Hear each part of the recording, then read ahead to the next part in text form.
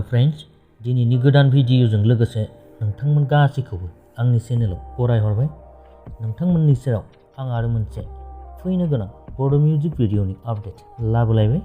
स' लोगोफोर, नोंथांमोना आंनि चेनेलखौ जुदि दासिमबो साबस्क्राइब खालामाखैब्ला अन्नानै साबस्क्राइब खालामनानै लादो, लोगोसेनो बे भिडिअखौ जोबजासिम नायलांदो।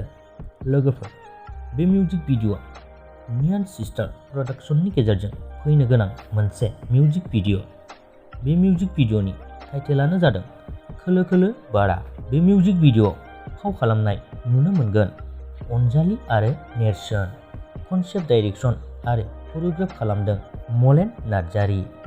बे मिउजिक भिडिअनि मेथाइखौ रोजाबदों मुंदांखा रोजाबगिरि बिथां नितामनि बर'आ।